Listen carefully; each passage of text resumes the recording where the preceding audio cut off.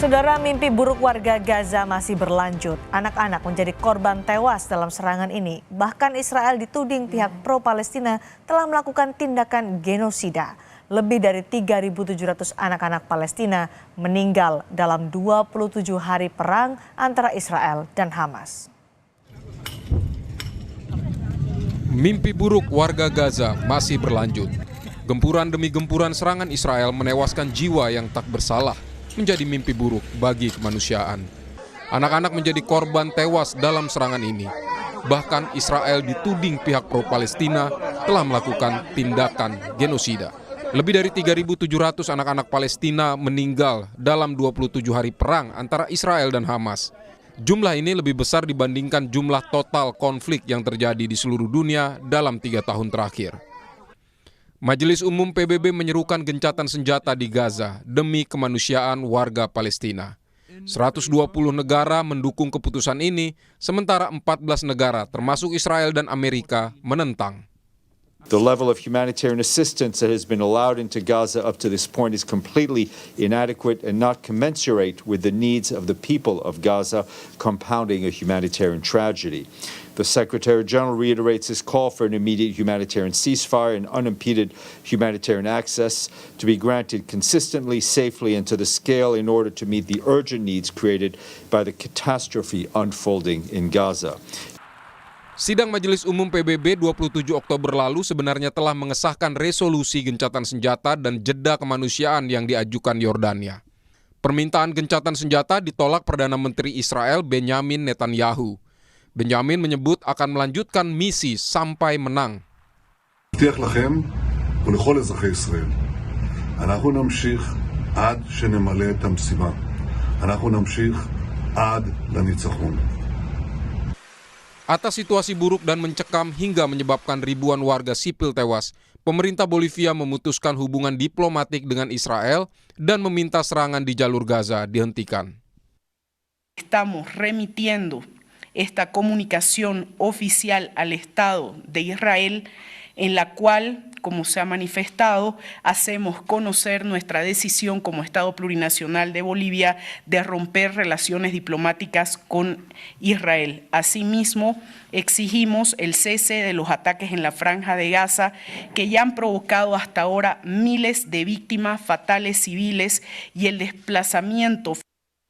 Sementara itu, Kementerian Luar Negeri berhasil mengevakuasi 4 warga negara Indonesia dari Gaza. Keempatnya kini di bawah perlindungan KBRI Kairo. Mereka pada saat saya berkomunikasi tadi, diperkirakan mereka tiba di Kairo pukul 3 dini hari waktu Kairo. Dan sebelum press briefing ini dimulai, kami melakukan kontak kembali kepada tim dan diperoleh informasi, alhamdulillah, bahwa WNI dan tim dari KBRI Kairo sudah tiba di Kairo dengan selamat. Perjalanan evakuasi 4 WNI dan 1 istri WNI ini bukan hal yang mudah. Sekali lagi, bukan hal yang mudah. Sejak konflik Hamas-Israel pecah pada awal Oktober, tercatat lebih dari 9.000 lebih korban tewas, 3.700 diantaranya anak-anak. Tim Liputan Kompas TV. 10.000 nyawa melayang akibat konflik Hamas-Israel. Lebih dari 3.000 diantaranya adalah anak-anak. Bagaimana kondisi di Gaza saat ini dan bagaimana konflik ini bisa segera diakhiri? Kita berbincang dengan relawan Mercy, Fikri Rofiul Haq, dan pengamat Timur Tengah Hikmahanto Yuwana. Selamat sore waktu Indonesia, Mas Fikri, Profik. Selamat sore. Bisa mendengar suara saya ya, Mas Fikri, Profik? Bisa. Oke, baik. Mas Fikri, boleh ceritakan saat ini Mas Fikri berada di mana dan situasinya seperti apa? Ya, saat ini saya dan juga 2 relawan Mercy lainnya berada di Rumah Sakit Indonesia, tepatnya di basement Rumah Sakit Indonesia, karena memang mengingat beberapa hari lalu juga militer Israel masih terus membombardir di jalur Gaza, di keseluruhan jalur Gaza, terkhusus di jalur Gaza utara, sehingga biasanya kami beristirahat di Wisma Dr. Jose Rizal yang masih satu lingkungan dengan Rumah Sakit Indonesia. Namun malam itu kami memutuskan untuk mengungsi ke dalam rumah sakit Indonesia karena akibat serangan tersebut banyaknya plafon-plafon yang runtuh baik di rumah sakit Indonesia maupun di Wisma Dr. Jose Rizal tempat kami tinggal saat ini. Dan juga sampai saat ini juga dentuman bom terus dilancarkan ke seluruh jalur Gaza. Ke seluruh jalur Gaza. Sekarang kondisi rumah sakit Indonesia bagaimana? Apakah obat-obatan masih ada atau hal-hal yang dibutuhkan lainnya masih terjaga stoknya atau persediaannya? Ya, memang mengingat korban jiwa terus bertambahan dan juga korban luka-luka juga terus bertambahan dan banyak sekali korban-korban dari warga yang ada di jalur Gaza dilarikan ke Rumah Sakit Indonesia. Tentunya saat ini Rumah Sakit Indonesia dan juga rumah sakit yang ada di seluruh jalur Gaza mengalami krisis obat-obatan serta tim medis di mana tercatat sudah ada 107 tim medis yang meninggal akibat agresi serangan militer Israel. Memang mereka saat ini sudah tidak pandang bulu mentarget-target fasilitas umum seperti kantor-kantor dan juga gereja dan juga masjid dan juga sekolah-sekolahan tempat mengungsi bagi warga Gaza. Ya, di Rumah Sakit Indonesia saat ini menangani berapa orang, Mas Fikri? Ya, update dari Kementerian Kesehatan Palestina juga setidaknya 9.000 lebih warga Palestina meninggal. Di antara mereka adalah 3.700 lebih lainnya adalah anak-anak dan juga 2.200 lebih wanita dan juga angka korban luka-luka juga sudah mencapai 30.000.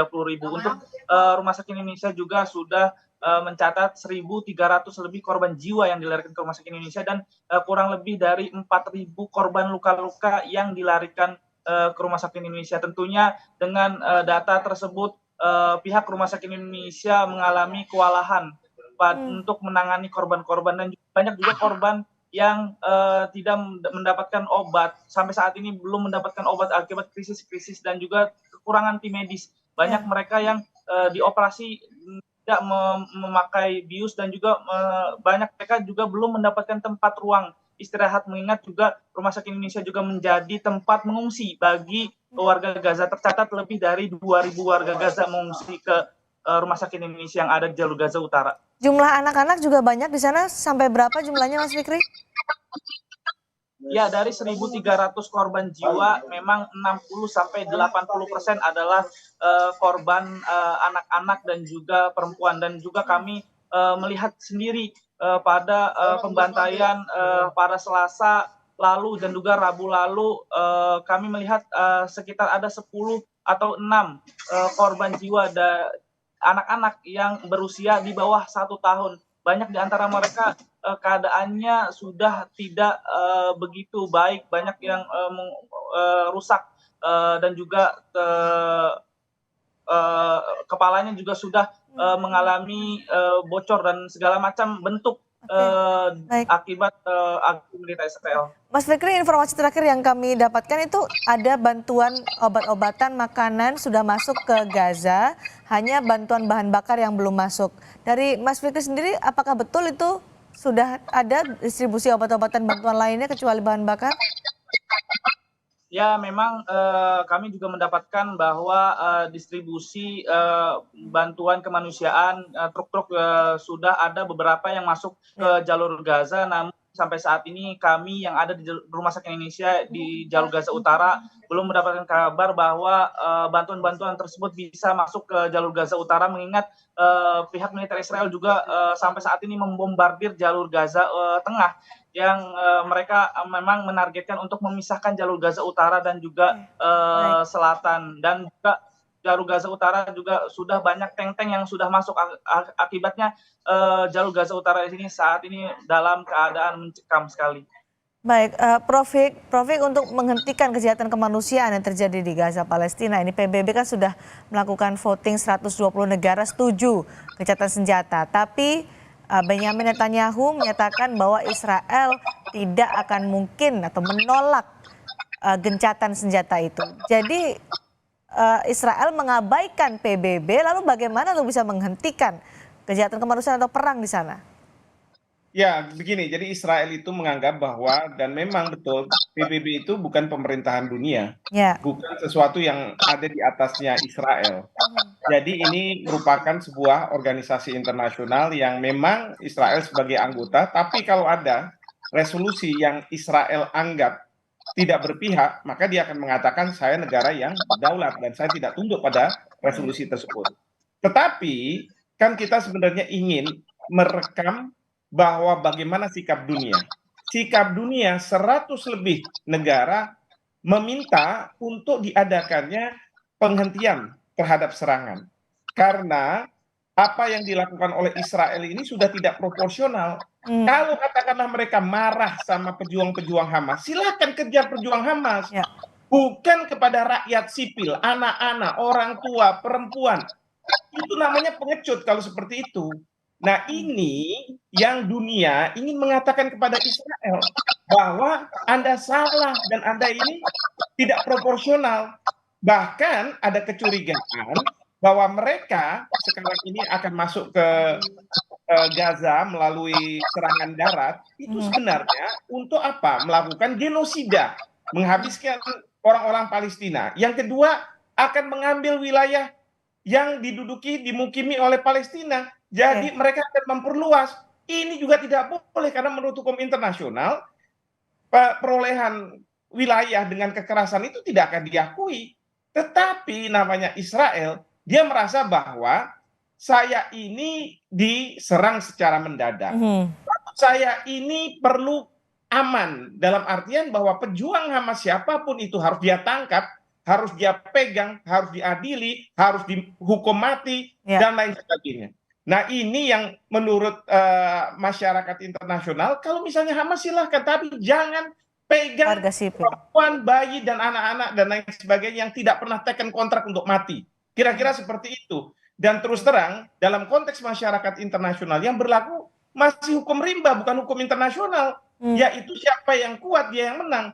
Dari 14 yang menentang resolusi ini, Amerika Serikat ada di situ. Betul. Israel ada di situ. Ini yang kita bilang bahwa ini tidak fair seperti ini. Amerika Serikat ya mungkin karena ada lobby-lobby Yahudi, maka mereka membackup apa yang dilakukan oleh Israel. Tetapi Amerika punya standar ganda. Ketika katakanlah ada serangan-serangan Rusia terhadap Ukraina, mereka minta menghentikan. Tetapi sekarang serangan-serangan Israel kenapa kemudian dibiarkan begitu saja? Nah, ini yang jadi permasalahan. Kalau misalnya kita bicara kebijakan dari pemerintah Amerika Serikat, tentu kita tidak boleh menyerang warga Amerika Serikat karena warga Amerika Serikat juga ada yang mendukung, tidak setuju dengan dilakukan oleh Israel. Oke, tapi ini benar ya dengan meyakinkan bahwa ini adalah genosida yang dilakukan oleh Israel. Ya, kalau misalnya anak-anak kecil mau dihabiskan, itu kan berarti sama saja generasi muda Palestina akan dihabiskan. Itu kalau bukan genosida apa namanya? Kira-kira seperti itu. Padahal mereka selalu mengatakan, mereka yang di Israel ini, bahwa kami adalah korban genosida, tapi sekarang mereka adalah pelaku genosida. Menurut saya janggal cara berpikir seperti itu. Oke, apakah perlu pendekatan ke Amerika Serikat lebih masif lagi meskipun resolusi Amerika Serikat adalah jeda kemanusiaan, bukan gencatan senjata yang sifatnya ini lebih singkat dibandingkan gencatan senjata? Ya, jeda kemanusiaan itu kan untuk memfasilitasi mereka yang sakit, memasukkan obat-obatan, makanan, dan lain sebagainya. Karena kita tahu juga negara-negara yang berdekatan dengan Gaza, mereka juga tidak mau menerima eksodus masyarakat Palestina. Karena itu juga menjadi pekerjaan rumah yang sangat luar biasa, nggak mudah. Ya, kemahnya nanti, tempat MCK-nya, dan lain sebagainya. Nah, oleh karena itu, ini Amerika Serikat minta jeda kemanusiaan. Kalau menurut saya, harusnya minta Israel mengakhiri.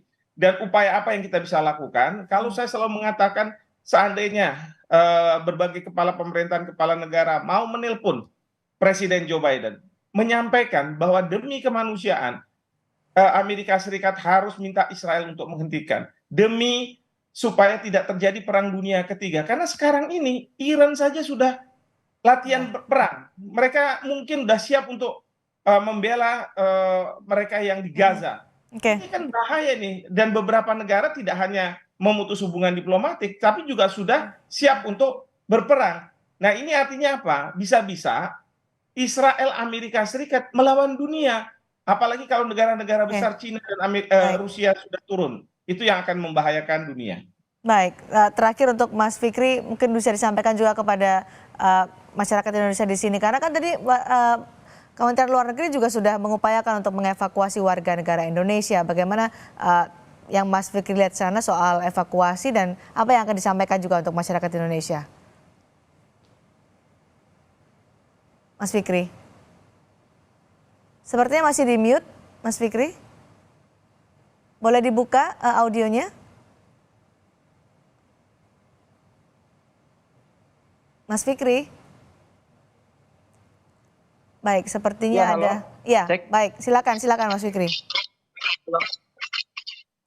Ya, memang 7 WNI yang ada di jalur Gaza sudah mengkonfirmasi bahwa mereka akan mengevakuasi dan juga sudah ada sebagian WNI yang alhamdulillah sudah berhasil dievakuasi. Namun saya dan juga 2 relawan lainnya insya Allah akan tetap terus berada di jalur Gaza untuk membantu masyarakat Gaza terutama di Rumah Sakit Indonesia dan juga kami berharap doa untuk dari seluruh masyarakat Indonesia untuk keselamatan WNI yang ada di jalur Gaza, terutama juga masyarakat Palestina dan juga doakan untuk kemerdekaan Palestina dalam waktu dekat.